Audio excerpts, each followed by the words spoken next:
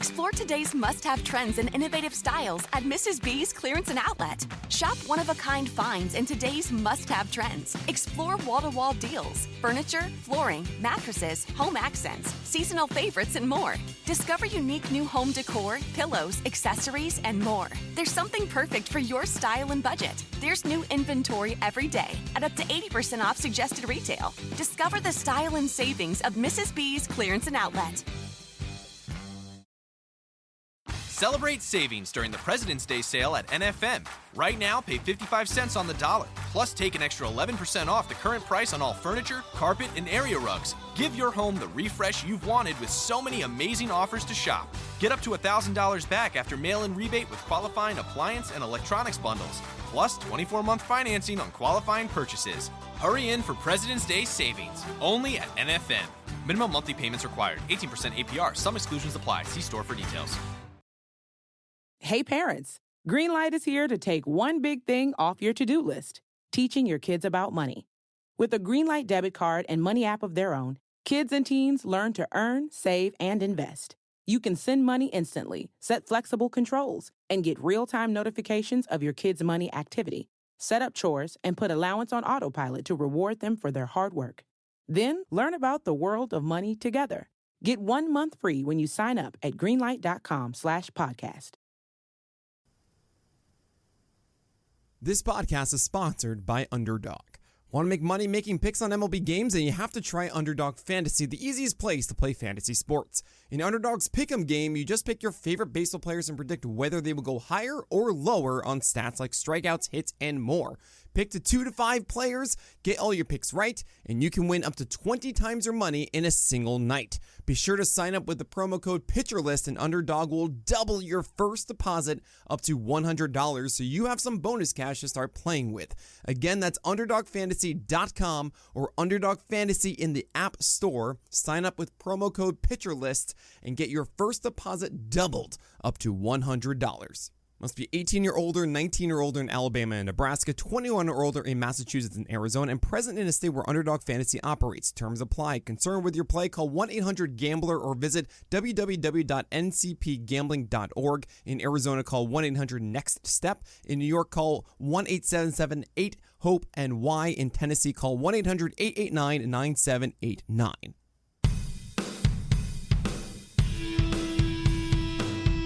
How's it going, and welcome to episode 129 of On the Wire, proud member of the Pitcher List Podcast Network. Follow the pod on the Twitter at On the Wire Pod. You can follow me at 80grade, that's all spelled out. And you can follow Kevin Hasting at Hasting Kevin. And I have with me once again, Kevin Hasting. Kevin, man, glad to have you back 2 weeks in a row. This is awesome. Yeah, it's amazing. Loving it.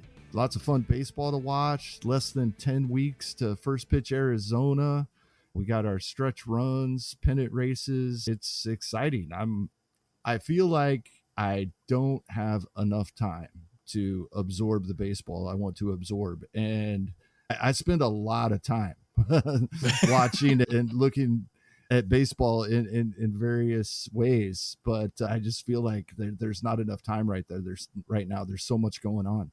There is. And the news doesn't stop, obviously, and we say that like throughout the course of the year, but you figured by August or September, some teams are starting to come out of the race and this or that, and players are either playing what you would expect or they're not playing as much, but things still continue to happen. We have a bunch of news items that we need to go over, so it's like keeping up with this stuff, especially if you're down the stretch trying to make up ground, if you're in the 5 spot or the 4 spot trying to get into the cash, or you really want to win that whole thing and you're in the 2 spot fighting it out, like you're looking for every little thing.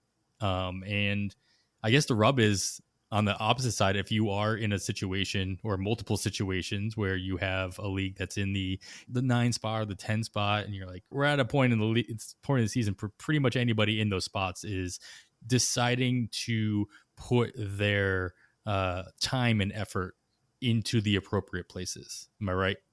Yeah, there's still time. I think that's the biggest takeaway, right? We have 5 full weeks to go beginning Monday, 5 full scoring periods to go. And they are full scoring periods. We have a lot of teams playing a lot of games. So there's close to 20% of the season left for a lot of these teams. So in roto leagues, there's still room to move, even in ratios. And of course, head-to-head leagues playoffs are starting. So that's really a focal point right now as well. Yeah, we were just talking about that before we start recording. It's like most of my attention right now is on a head-to-head playoff spot, only because I've already locked in my playoff spot for one league. And so I'm like, I've got 2 weeks of regular season where I'm like, I don't know what to do. It's like nothing. I can't move up. I can't move down. I know what my seed is. I know who my competitor is going to be.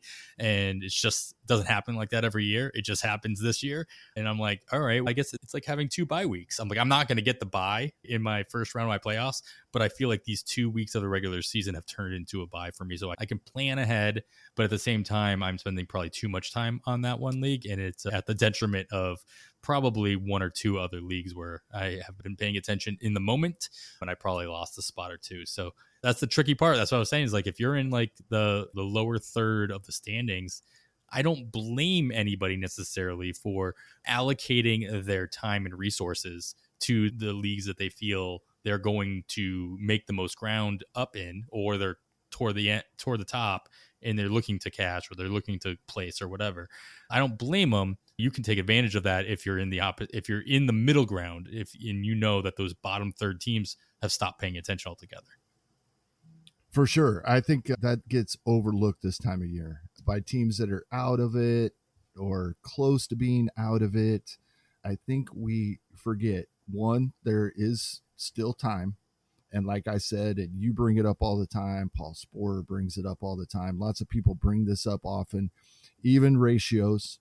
And like you like to say, because they can come back to you as well. I was looking at this a couple of weeks ago when we had the big fiasco with NFBC site was down for a little while on Monday. So they had to extend the time allow us to change our lineups after games had started, right? Sure. So they made it a set time for all teams. Couple of pitchers got blown up before that deadline, and people were able to remove them from their lineup. So I went through and figured it out. Is this a big a deal as people are making out of this? And it can be, right? I believe it was 8 runs was given up by a couple of pitchers that were able to be removed from lineups that day.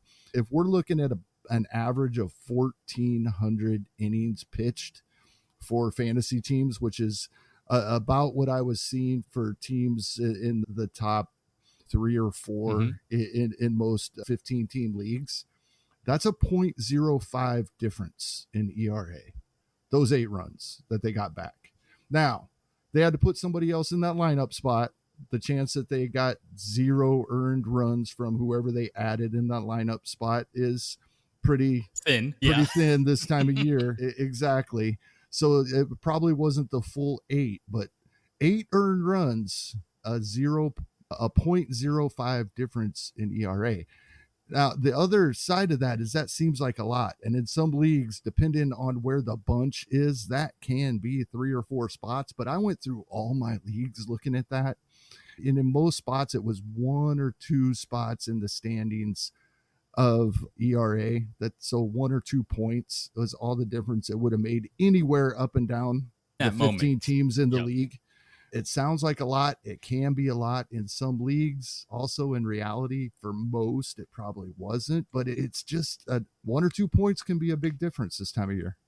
Yeah, absolutely. Especially in those ratio categories like you're talking about, where they can move in both directions, as you mentioned. All right, let's talk about some players that we already know are going to be out of the lineup, and so we can take them out in advance rather than waiting for an outage or anything like that. That was a little bit of a fiasco, which we won't get into the ramifications. I think you pretty much touched on that already, and it's water under the bridge. It's already happened. It was like 3 weeks ago, right? It was like right. it's been a bit. It'll be forgotten about the next week. But let's get into some news that we'll have to be considering for our considerations this Sunday in FAAB. Let's start here, Kevin, in Cincinnati, where they're going to be going without the face of the franchise for a little bit. Joey Votto, he hit the IL with a shoulder injury. He is expected to be back in early September, so the Reds are going to continue to fill his playing time for what that's worth for at least probably the next 2 weeks or so. Who have you seen, and who do you expect to benefit the most from Votto's absence? The first thing that comes to mind doesn't have anything to do with FAAB or the rest of this season, but there was question to whether Christian Encarnacion Strand would be eligible for 2024 anywhere other than utility. This is going to make him first base eligible for next season for certain. He's playing first base.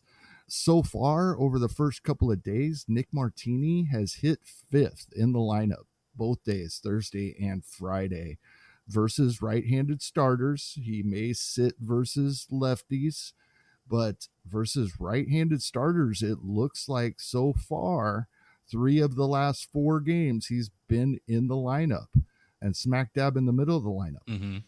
I don't have any interest. He had 11 home runs and almost 500 plate appearances at AAA, and in 340 career plate appearances at the major league level, he's got 2 home runs. No speed either. It is the middle of a nice lineup. If you're in a deep league and really just desperate for at-bats and runs and RBI, he probably will be able to contribute there, especially when Cincinnati is playing at home. But other than that, I'm not seeing much at the moment. I think most of these adjustments have already been made, and they're shuffling guys around. We were talking about it last week with Spencer Steer moving to left field because of Noel Marte coming up. This kind of just solidifies that. And I think right now Martini's going to be in there in the DH spot versus right-handed pitching, but I don't have much interest there. Yeah, it seems like Marte has really carved out pretty much that third base spot in Cincinnati before Votto hit the IL, and having that freed up spot on the infield corners, like you said, for Encarnacion Strand to be starting every day at first base now and freeing up the DH spot and not letting the Reds put players where they're supposed to be allowed Marte to run with it. It's only been 3 days, but 3 straight days. But it seems to be something to expect moving forward to see Marte in there pretty much every day. Nice to see him lead off for a day. It was against the lefty. I don't know if that'll end up being a common thing there, but it was interesting to see him at the top of the lineup a couple days ago. All right, let's move up north to Toronto, where Alek Manoah, he's continuing to rehab and trying to get back to Toronto. He moved his rehabs to AAA as they found no major structural issues with his latest injury and his latest send down, if you will, to the minors. Is there a scenario at this point in 2023 in which you would consider stashing Manoah or even watch listing him for an end of season pickup, expecting him back with the Blue Jays? I want to just say no. And in 95% of leagues, my answer is no. But if you're just out there chasing wins and ratios don't matter, maybe. But I still think even in most of those situations, there's probably somebody I'm more comfortable with. We were just talking off air, and we'll get to it later. 15 teams starting pitchers right now.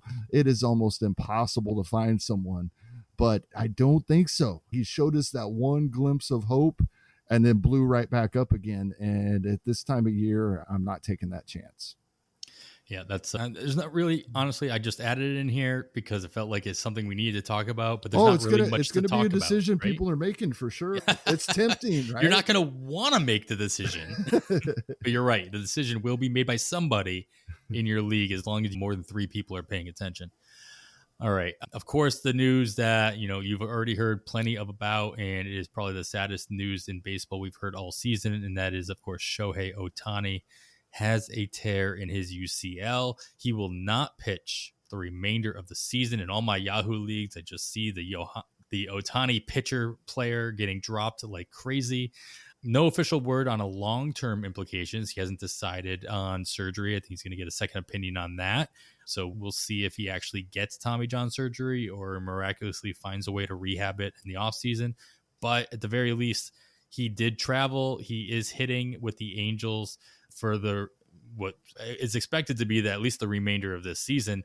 But the Angels are going to be without their best pitcher of their rotation. So let's talk about the implications there, Kevin. Are you expecting them to fill the gap that he leaves, or simply go with a more traditional 5-man rotation the rest of the way? I think they're filling the spot. it appears. I'm double checking right now to see if it's listed as official on the MLB site.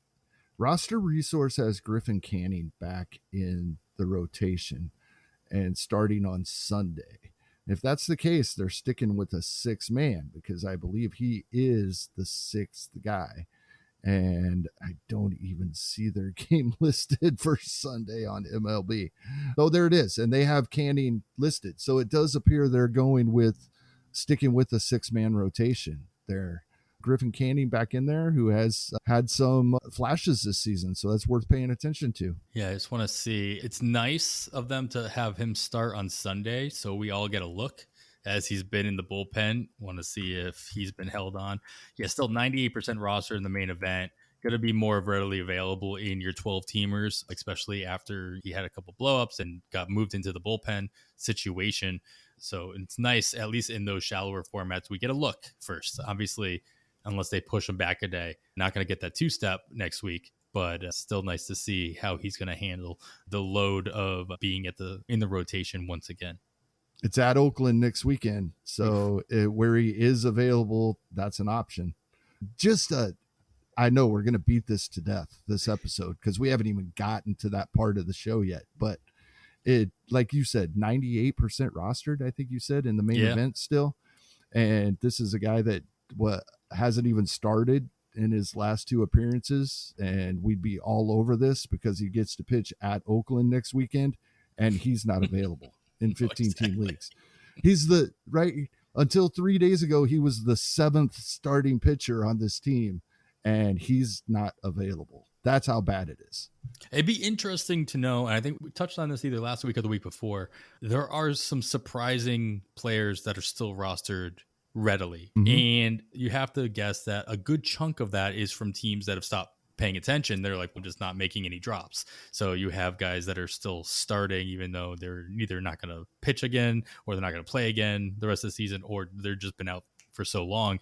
And it would be interesting, though probably way more work than I'm willing to do, to find out like where these guys are rostered still, and if they're rostered on teams that are in like the bottom third of standings in their leagues, or if teams have just been stashing them for strategy. It's just interesting to see a guy like you mentioned, like Canning, still 98% rostered in the main event. Granted, 15-teamers, there's still these deep situations, but let me see. And he was getting bulk innings. His 2 non-starting appearances, he did go over 3 innings in each of them, but still, that's a guy that a lot of main event teams would drop. 30% started in these main events as well. So he's being stashed in 70% of those leagues and just benched and just being held on to. So good chunk of it might just be, exactly that. Just stashing and crossing your fingers. So in 68% of main event leagues, there's a team manager that knows Griffin Canning is better than Tyler Anderson. And they were just waiting.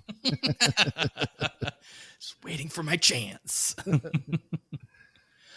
All right, you talked about Oakland. Let's go into Oakland, and we have another transfer to AAA and a rehab assignment. That's Mason Miller. He's going to take the remainder of his rehab to AAA as the A's try to ramp him back up to get some final innings, hopefully in Oakland to end the season. Obviously, the Oakland A's are not playing for anything in particular, so there's no reason to really push Mason Miller at this point. But, of course, I'm sure they wanted to see him throw some innings at the major league level to end the season on a high note. We're expecting him back in Oakland, I would say probably within the next week or so, as long as his final part of his rehab goes okay at AAA. He is 72% rostered in the main event, only 7% rostered in the online championship, 12-teamers. Is he worth a stash this weekend in anticipation for his call back up to Oakland? Can he still produce enough at the major league level to warrant rostering him, at least in those 15-teamers, bringing it up to 100% rostership? This is something I want to keep an eye on later into the weekend. We're recording on Friday evening this week, so a day earlier than usual. And it really depends because the upcoming schedule for Oakland is rough. I doubt we see him the first half of this coming week at Seattle. Nice pitcher's park, but Seattle offense playing much better as of late. And then the Angels for the second half of the week. If he would happen to get a start there, I would be interested. They have been absolutely horrible since it's not just like Paul Sporer was talking on Sleeper in the Bus today. It's not just Ohtani. They've lost Taylor Ward. They've lost all these other guys. Their lineup has been horrible recently. But then Toronto, at Texas, at Houston, that's a pretty rough stretch, and that's about where he's probably coming back, right? Probably about a week from now or so. So if he's going to come back and he's going to get Toronto and then at Houston, I wouldn't be interested anyway.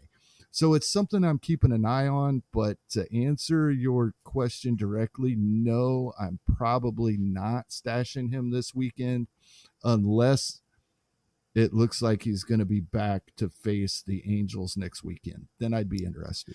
The thing I'm worried about the most is something I alluded to while introducing this little news item is I don't know how many innings that the Oakland is going to let him go through in a given start. I don't expect him to go 5 in any given start unless he's just like extremely efficient.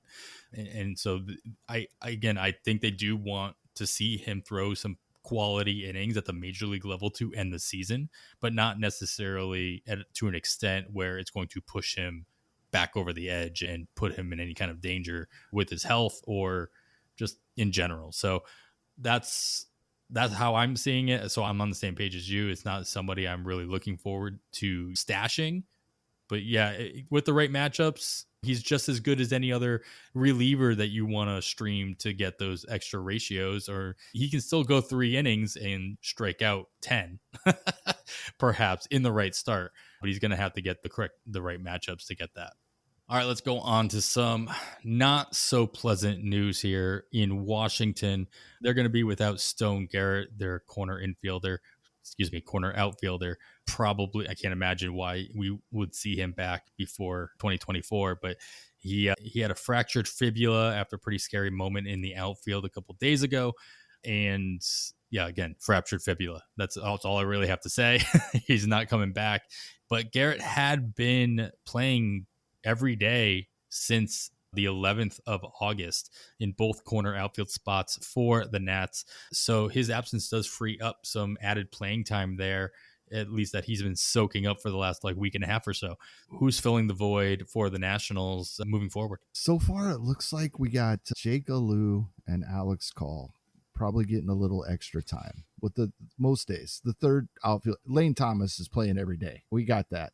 Alex Call, we've talked about him a couple of times this season. He doesn't do anything great, but he's not horrible, and he's there. Not that we want the 9th hitter in the Nationals lineup, but in deeper leagues where we're looking for at-bats, and Washington was actually one of the teams that I was looking at possibly having somewhat of a favorable schedule this week.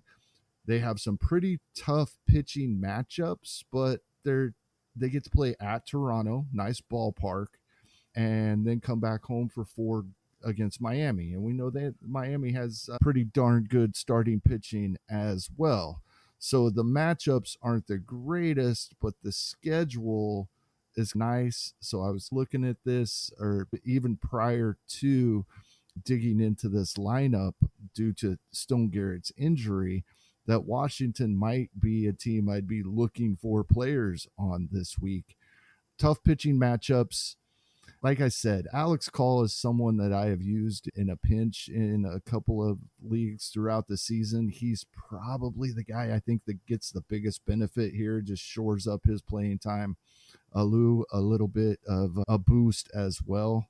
But we're talking about guys hitting 8th and 9th for the Washington Nationals, so it's nothing to get too excited about. Sure.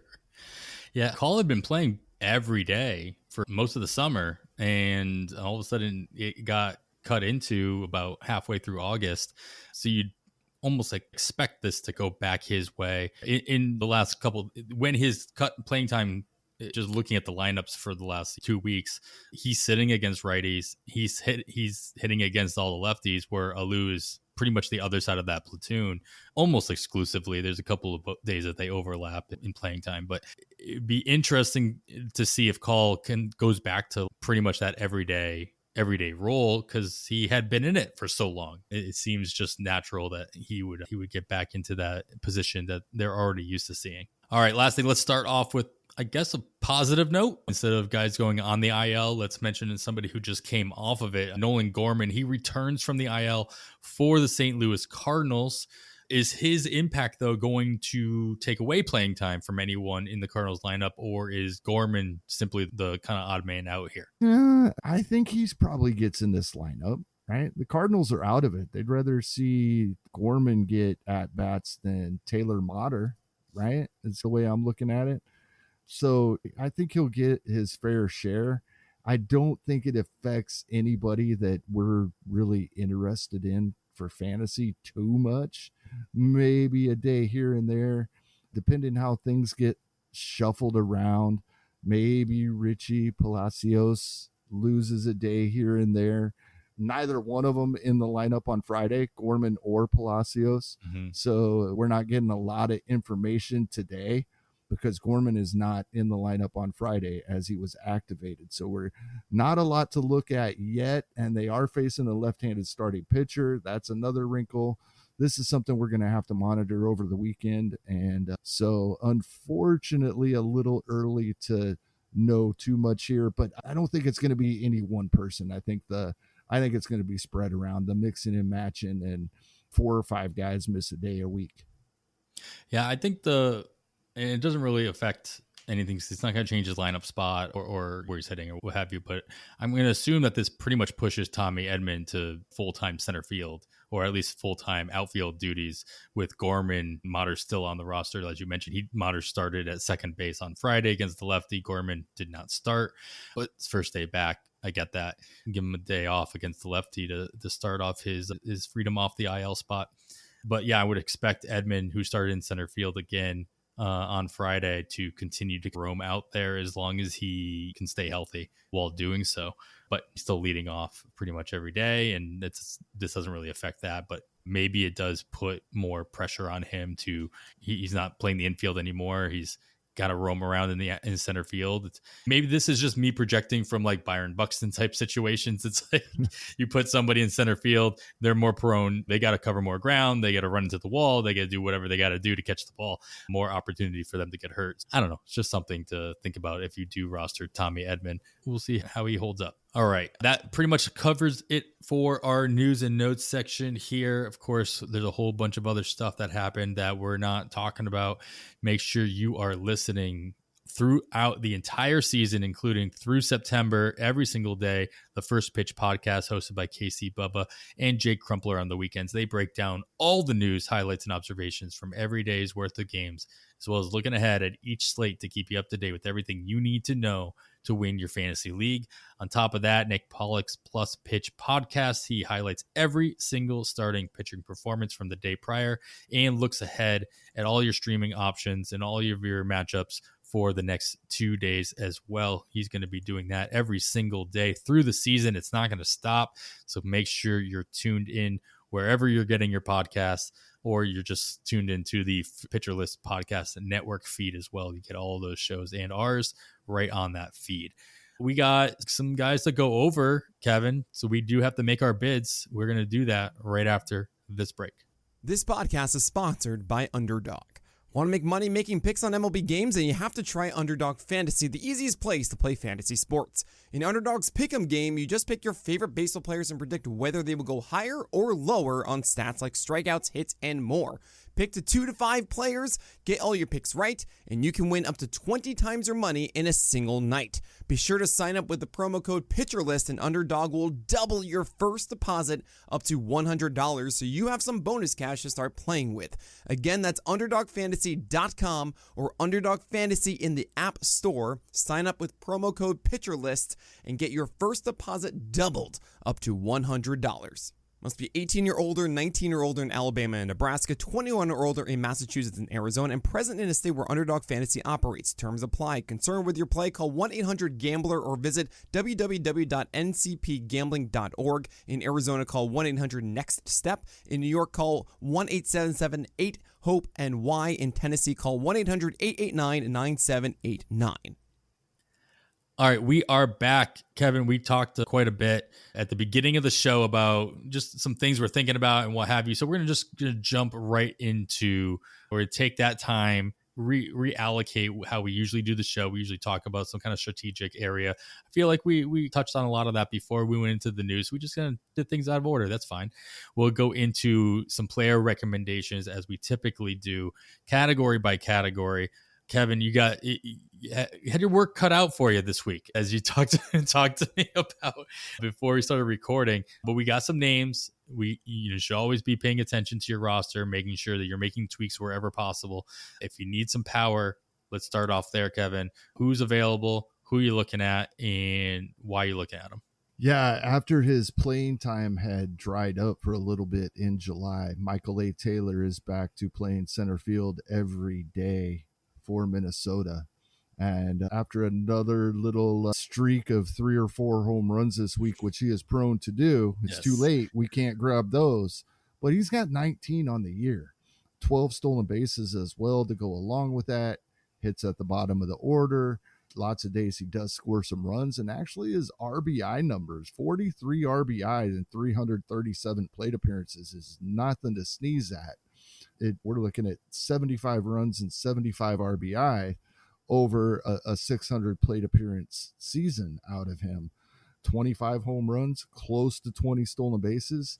I tweeted, it's been a good couple of months ago. It was before he started losing his playing time in July.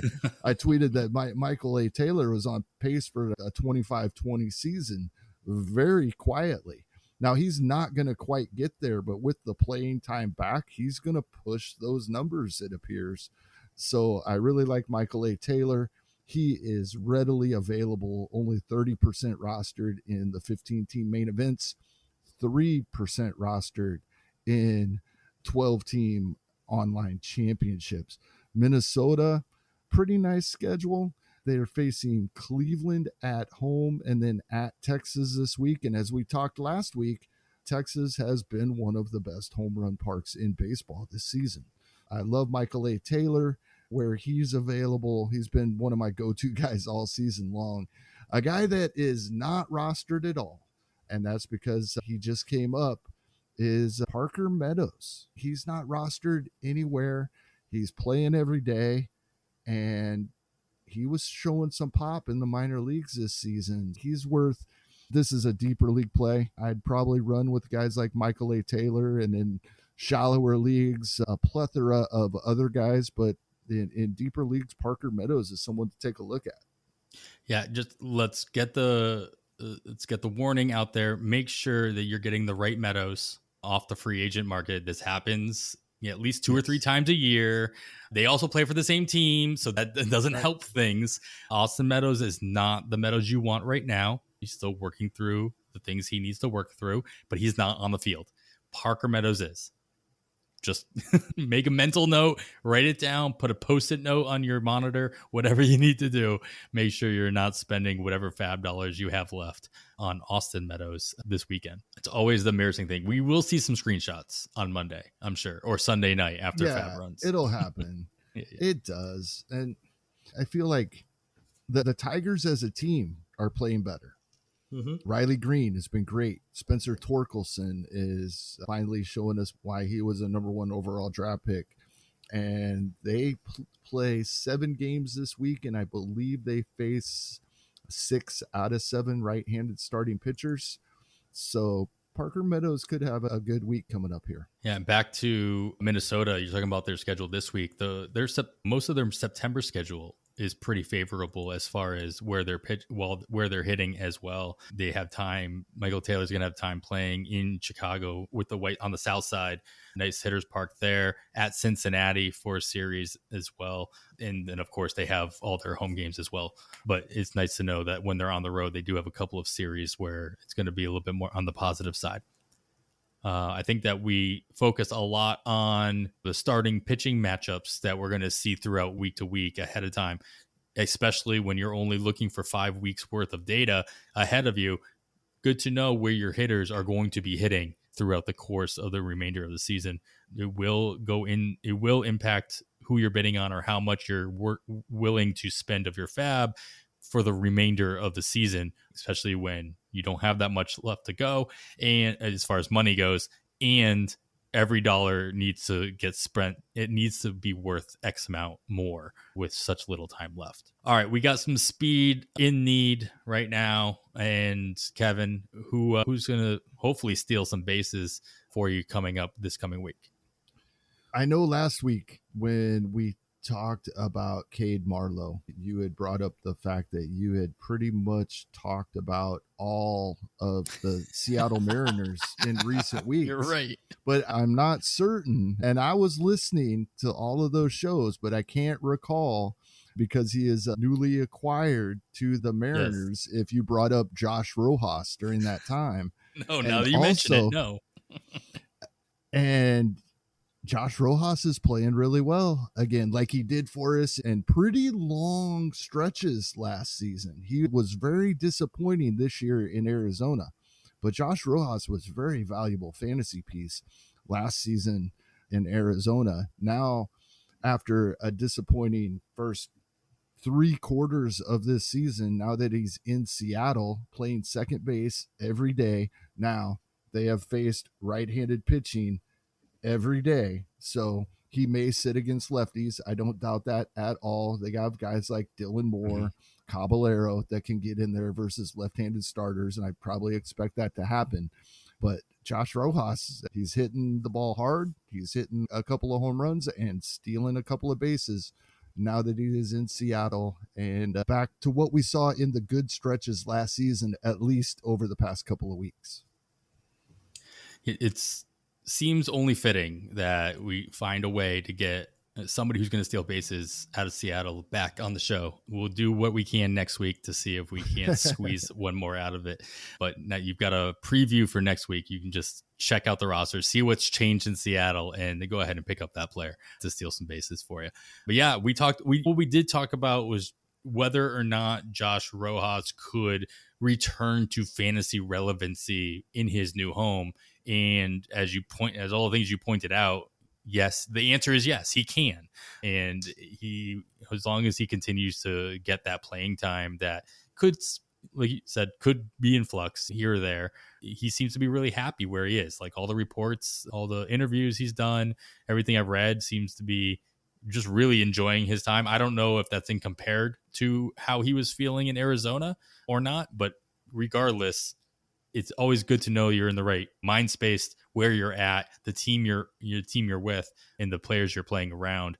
That usually leads to better things on the field as well, or at least puts you in the right spot to allow those good things to continue to happen. There is something to be said about just being in the right headspace as far as how it can impact your production on the field as well. So something to keep in mind with Josh Rojas. All right, we got our opportunity section here, Kevin. I'll go over some schedule notes and you let me know who's going to take advantage of those things. Of course, we do have 7 teams once again have a 7-day work week ahead of them. Yankees, Detroit, Atlanta, Washington, the Dodgers, San Francisco, and San Diego all have a game a day all week next week. There's only one team that has 2 off days. That's Tampa Bay. They are off Monday and Thursday. And everybody else is either off Monday or Thursday. No weird Wednesday off days this week for anybody. And something, there's a long-term note to keep in mind. After August 31st, so starting in September 1st, Tampa Bay and Arizona, they play 17 straight days. No off days, lots of playing time to go around. Lots more opportunities for 2-start weeks on the pitcher side. Also, more opportunity for innings from your relievers if you're willing to stomach anybody from the Arizona bullpen at this stage beyond Paul Sewald. We will take advantage of that playing time on all aspects. Tampa Bay Rays and Arizona, they play 17 straight days starting September 1st. Something to keep in mind when you are trying to stretch out those FAAB dollars. Kevin, with all that in mind and anything else you want to consider, matchups, what have you, who looks like they are going to take advantage of some opportunity going at least into this week, if not further along. Yeah, first, a couple of additions to the 7-game week. You have it listed correctly. You said 7-day week, but the Chicago Cubs and Cincinnati Reds play a doubleheader on Saturday. So They have a 4-game set on the weekend, and they'll each have 7 games this week. That 4-game set being in Great American Small Park for a 4-game set in the 3-day period. Very appealing. I didn't go there on my specific player. Many of the Cubs and Reds that we would be interested in are rostered. And we talked about it last week. I chose Patrick Wisdom for this reason, this category for that reason for this week. It looks like he'll face 3 or 4 lefties this week. The Cubs will, so he'll get some playing time and probably a couple of lefties over the weekend in that 4-game set. But I'm looking at another team facing some left-handed starters this week. It appears that Toronto will face 4 left-handed starters, 2 of those being in Colorado. And Davis Snyder is really intriguing here, hitting in the middle of the lineup versus left-handed starters. Now, it's been a few days since they faced a lefty, and he hasn't played since. He's the only reason he's on this roster is to face left-handed pitching. His strikeout rates have improved year over year each season as he has moved up. He was a well over 30% strikeout guy in 2021, dropped it to the mid-20s in 2022. But then it bumped up a couple of points when he went to AAA for 17 games at the end of 2022. In 2023, he's got it down to the low 20s at AAA. And sure enough, in 36 major league plate appearances, his strikeout rate is 36%. But he has 3 home runs in 9 games and a walk rate of nearly 14%. He's got a 472 OBP in spite of the 36% strikeout rate. I think we're going to see him against lefties, and they face 4 of them. I think this is a fairly sneaky shot at some good power for this week with all of the left-handed pitching that Toronto's going to face. Yeah, these are the sneaky plays that in a weekly league are that they're really difficult to pull the trigger on because you just see the overall playing time and you really have to be tuned into when these guys are playing and who's going to be on the mound and what have you. Real easy play to make in like a daily DFS type of situation where you obviously going to see if he's in the lineup or not, and if he's facing against a lefty, that's something you want to look at. But I find them very difficult to pull the trigger on these, especially in 12-teamers. 15-teamers, maybe more, but you got to balance how much you're willing to spend on the possibility of him playing regularly versus hoping he's going to play against all these lefties that you're talking about. Right. And he's 21% rostered in the main event, and he not started this week because they faced a right-handed starting pitching all week. So I like this. It's a little verification for me that some of these really smart main event players were probably looking ahead a week and grabbed him last week, knowing they weren't using him this week, but they'd be using him against the lefties next week. And after that kind of torrid start that he had when he first came up, I'm actually surprised it's that low. I know he hasn't been playing, and obviously that's going to force their hand in dropping him after the first bidding process. But yeah, it got to a point where it was just the feel good story the summer when he came up and he was just rocketing baseballs in Toronto out of the second base spot. All right, these are the matchups that you need to be looking at, and there are things to keep in mind when playing not only weekly contests, but also DFS and other kind of pick'ems. So this is a great way for me to segue into reminding everybody that they should be taking advantage of playing Underdog Fantasy's Pick'em Daily Contest. It's a great way to make money on MLB games throughout the rest of the regular season. You got to try Underdog Fantasy. It's the easiest place to play fantasy sports. In Underdog's Pick'em game, you just pick your favorite baseball players and predict whether they will go higher or lower on stats like strikeouts, hits, or more. So you look at Davis Schneider, see that his over-under the over-under is, say, 1.5 bases or what have you. You pick the over if he's facing a lefty, any kind of situations like that. You pick 2 or 5 of these players. You get all your picks right. You can win up to 20 times your money in a single night. Be sure to sign up. If you're signing up for the first time, use promo code PitcherList. Underdog will double your first deposit up to $100, so you can have some extra cash to start playing with, and you will carry over into any other sports that you might be playing as well on the Underdog Fantasy app. That's underdogfantasy.com or Underdog Fantasy in the App Store. If you sign up with pitcher code PitcherList, that's all one word, all capital letters, you get your first deposit doubled up to $100. Make sure you know that you have to be 18 or over and present in a state where Underdog Fantasy operates. You have to be 19 and over in Alabama and Nebraska, 21 and over in Massachusetts and Arizona. Terms apply. Concerned with your play? Call 1-800-GAMBLER or visit www.ncpgambling.org. In Arizona, you can call 1-800-NEXT-STEP. In New York, call 1-877-8-HOPE-NY. And in Tennessee, call 1-800-889-9789. We do have some more pickups to go over, Kevin, and we are going to do that right after this quick break. All right, let's get into the pitching options that we have on the board, Kevin. Of course, we'll start with our counting categories here, our wins and our strikeouts. Pick 'em. The pickings are slim, as you alluded to earlier. So who are a couple of names that might possibly be available that we should be considering for this week? All right, I have a couple that aren't available at all in 15 teamers in one spot. But they do have availability in 12-team leagues, and I think they're absolutely 12-team viable. Brandon Williamson, 100% rostered in the main event, but rostered in less than half of 12-team leagues, the 12-team online championships. And he's got pretty nice matchup this week. I believe he gets at San Francisco, and they have been horrendous offense over the past several weeks. Williamson has been pitching pretty darn well, so it's a great combination.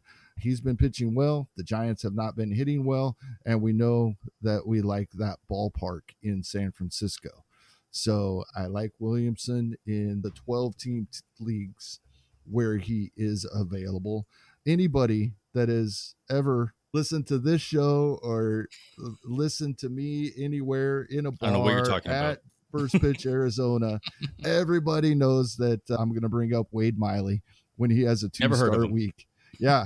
And he's actually available in one main event league. Yeah, that's what you're alluding to. Yeah, and then about 40% of 12-team online championships, he's available. So I would expect he's probably available in about half of Yahoo and ESPN leagues. He'd be available in a few more leagues than he is the 12-team online championship. Yeah, there's not much to go into there. One guy that might be available in deeper leagues, like I said, it is ugly in deep leagues. Ryan Pipio for the Dodgers.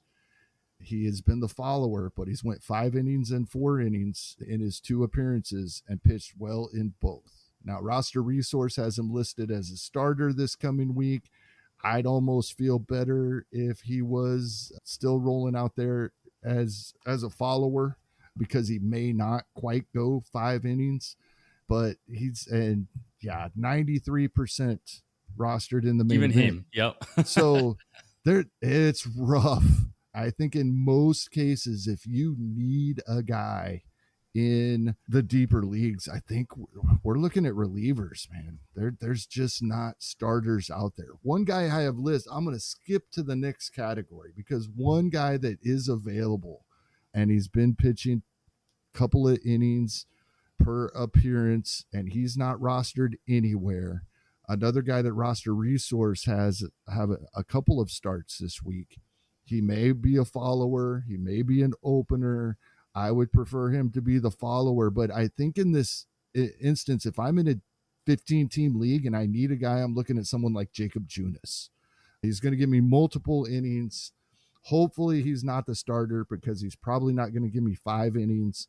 But I think that's where we're at. That's the kind of guy we need to be looking for. Yeah, absolutely. First of all, you need to find the guys that are actually available. And so that's step one.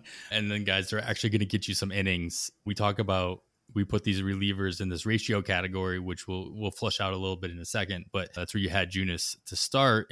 But yeah, if he's going to get those starts that Roster Resource thinks he will, as long as he gets 2 of them, Junis is probably not going 6, right? In both of those starts, even if he is the follower, at least he's got those 2 starts or those 2 quote guaranteed appearances that he could even go 3. He can at least volume his way to an actual start. Yeah, because he's striking out like 12 per 9 this season. So those will add up. And you need that kind of volume if you do want to chip away at those ratios. That's why we always say, like, these relievers that we talk about with the ratios, if I see these relievers are pitching Saturday and Sunday, like, I'm way less, if at all, going to be considering them for pickups for the following week, just assuming they're not going to get into another game at least till Tuesday, if not Wednesday, which guarantees them at least 3 to 4 days off in the week, rather than I want to make sure that they are getting into 3 or 4 games, never mind getting guaranteed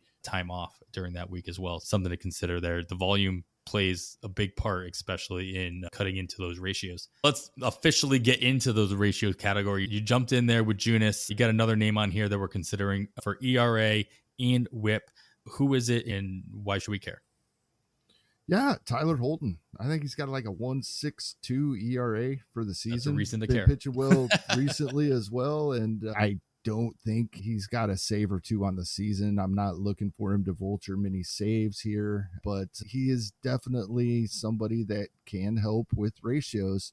And like we talked earlier in the show, like you bring up all the time, it's a common misconception that ratios at this time of year can't be approved upon, or you can't drop very far. You absolutely can in both directions. And also, like you like to bring up, your opponents can come back to you. So it's still worth whittling away here. And he's getting 4 or more outs in most of his appearances. Monitor over the weekend. I would prefer him if he does not pitch definitely on Sunday.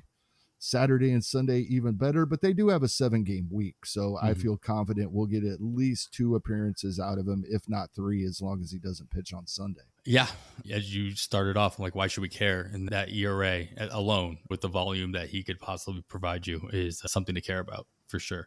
All right, let's get into the last strictly pitching category here, and that, of course, is saves, an area in which it is probably a little bit more difficult to make up ground, especially this late in the game, unless you're really good at vulturing those guys. But that's why we're here. That's why we're talking about these. And good timing to get here when we did, because as like Kevin mentioned, we are recording this on Friday night. Happened to notice that in Baltimore, Felix Bautista left his game with arm discomfort, and as of our recording, that's all we really know at this time. So of course I have to throw out Yennier Cano as the main option to take over that role. He hit some, I feel like he hit some bumps in the road somewhat recently, especially after that streak he was on throughout the most of the first half, but he has looked pretty dang good for in his last 10 outings. Let up a hit here or there, but he's only walked 1 batter in the month of August. He's let up 6 hits in out of those, it looks like 10 appearances in the month, but still striking out 1 to 2 batters per outing, still going a full inning, if not further, in pretty much every single outing except for 1. You have to assume that he's going to step right into that role if Felix Bautista is going to miss any time. Even if he's just missing some time at the beginning of the week, Cano should step into that role for the beginning of the week. We'll see more over the weekend. Of course, it'll give, if Bautista misses the rest of the weekend, it'll give everybody an opportunity to save up their coin for Cano. 26% rostered in the main event, which means even in the main event, Cano is readily available. And that is a category that is really hard to make up ground. And if Batista's going to miss any period of time, especially if he actually hits the IL and misses extended period of time, Cano will be a very large purchase on everybody's free agent results page when they open it up at 10:01 p.m. Eastern on Sunday night. Wouldn't you think, Kevin? For sure. I think that this is going to be biggest for those that roster Bautista. If you roster Bautista, you're probably looking pretty good in saves, but then in the leagues I have him in, he's been a great help, obviously, but I'm not running away with the category. So this is a big deal. And Cano's the guy. There hasn't been anybody all season long, I don't think, that I can recall moving into a closer situation where we think he's going to be the guy anywhere close to the skills that Cano has. And everybody's going to be after him. And if you have rostered Bautista up to this point in the season, I think those are the teams that are going to be most desperate to go after him. I was sitting here thinking, as you were typing that into the outline, I hadn't noticed this news yet. And I'm thinking, I'm really happy that in most of my leagues, I have a good amount of FAAB dollars left. Not a ton. And in fact, last week I overspent a little bit to make sure I got the players I wanted, because in most leagues, I'm sitting pretty good in FAAB dollars. But for this time of year, this is a guy you almost empty the budget on. If Bautista is going to miss time. If there's anything to this and he's going to miss time and it's more than just let's give him 3 or 4 days off to rest up a little bit and he's fine.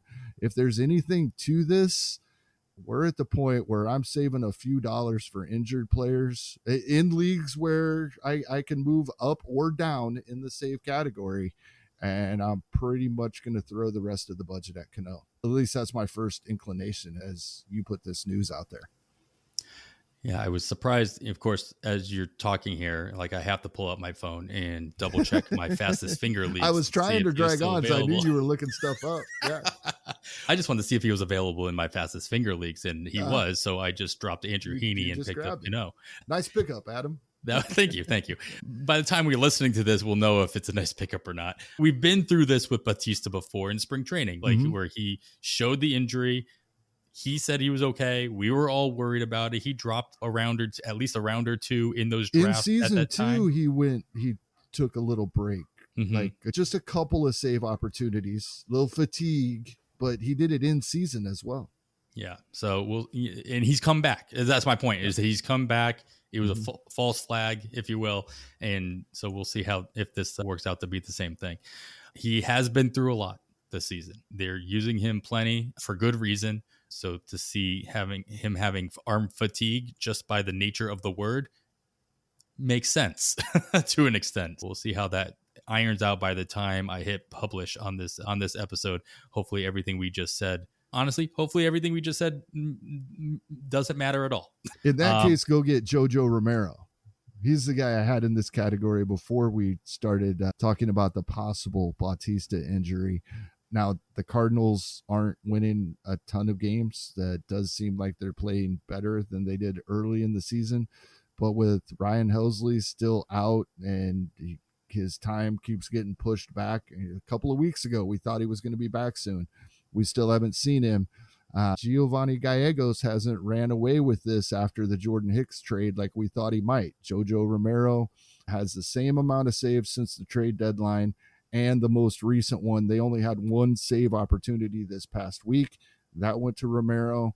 He's another guy with a minuscule ERA, so not going to hurt us even if he's not getting the save opportunities. If he gets in the games, he will help boost our ratios a little bit, hopefully. So the guy I had before we got this possibly breaking news on Bautista is Jojo Romero for the week. Yeah, the thing that stood out for me with Jojo Romero is, as you put the name on that, I remember that you put the name on there, is Matty Davis's tweet that he put out earlier today. Just the fact that those two, as the exact tweet is, there's only 2 relievers that rank inside the top 10 in K minus BB percentage, swing strike rate, and CSW over the last 30 days. That includes Robert Stevenson with 9 1/3 innings pitched, and Jojo Romero 13 1/3 innings pitched in the last 30 days. And they both rank up there with all those categories, a lot of them that you just talked about. Regardless of whether or not he gets the saves or not, he's putting up numbers that will not hurt, will probably help in all areas. And if he vultures himself a save in St. Louis or with St. Louis, all power to you. All right. We'll move on to the wild card section here. It is my favorite. I usually don't have a player here because I like listening to what you and everybody else that we've had on the show has here. I will cop out and say that your Cano is my wild card here just because it just happened or possibly happened. And so, I mean, we are at a point, though, where we're seeing, we talked about it last week because it was like that 45-day mark. And you got to assume that we're going to continue to see more prospects, bigger name prospects get called up. Obviously, you have to wait until they get called up in NFBC before they're eligible to be called up. Rosters do expand. It's still on September 1st. You get one hitter and one pitcher. It's not really the same as what we used to see going. I think it was up to a 30-man roster they were able to expand to, or maybe even further than that. No, it was more than that. Yeah. Even. It was like 50. That's back when the roster was 25. They could go to 40. It was 15 players. They could use their entire 40-man. And that's why we didn't see anybody on the IL. So it's a good trade. Now it's just the White Sox that don't do that. Yeah. When players didn't go on the IL, we had no idea whether they were injured or not because they stopped talking about them. That was horrendous. So I think as fantasy players, this new system helps. It does mean we don't see quite as many get some time, but I think, the 45-day thing, I didn't list a specific player this week either. I'm still counting on the guy I talked about last week, Jordan Lawler. Yeah. He would still be my top stash if I'm stashing somebody in this situation.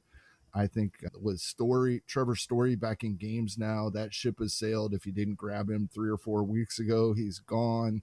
I think most of the injured players we hope to see back this season, either they're not going to get back in time to help us much, or I really don't have any interest. If somebody would drop Mike Trout this weekend, would I grab him next weekend, hoping that we see him for a couple weeks at the end of the year?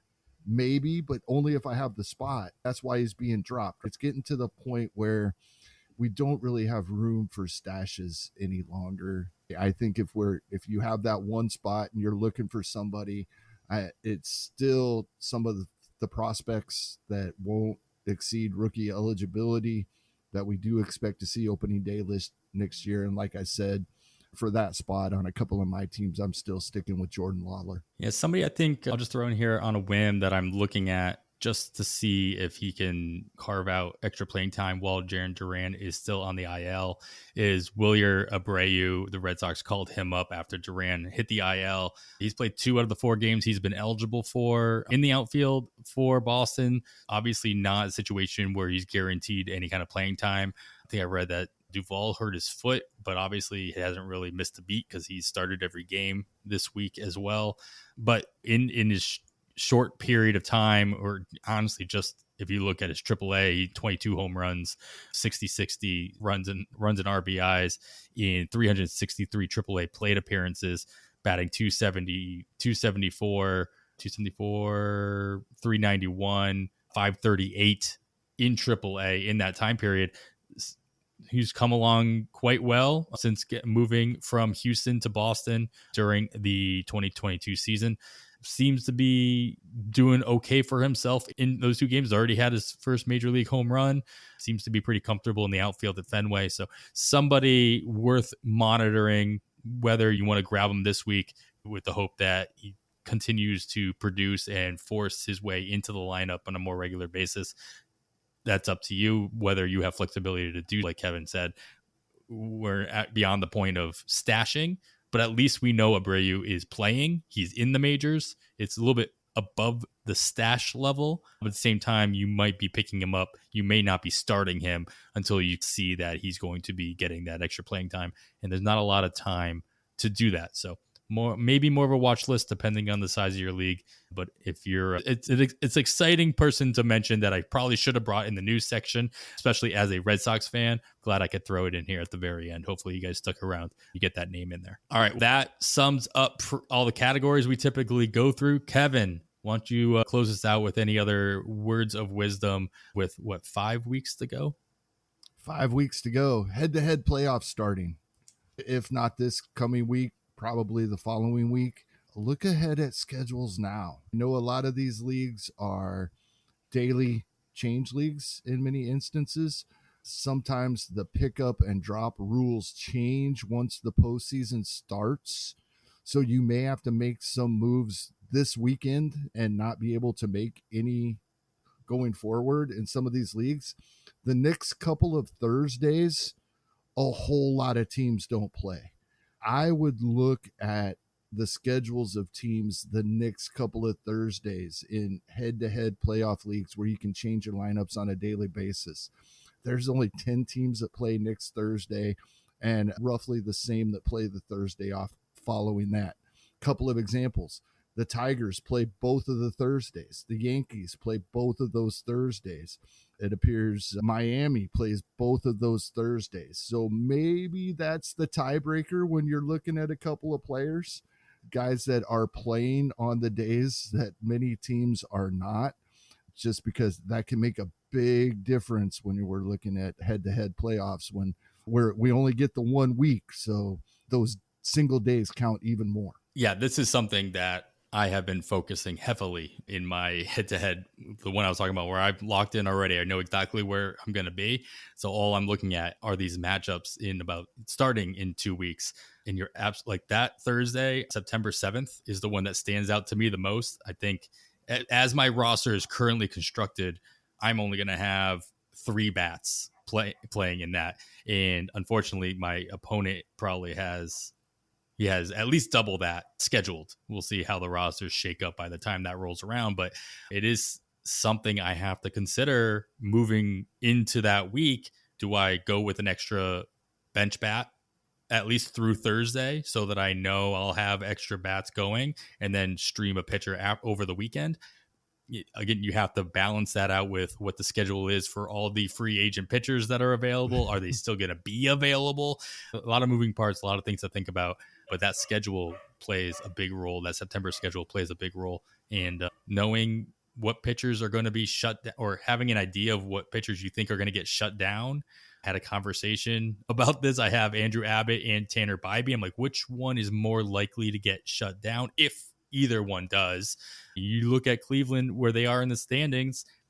Cleveland's usually one of that team that's like somehow pulls it off, somehow wins that division by a couple games, and they are out. Ultimately, they're out. I think they're 6 games back from the wild card spot.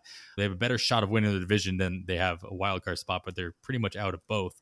At this stage, anything can still happen. There's still 5 weeks left. I get that. But Cincinnati's right there.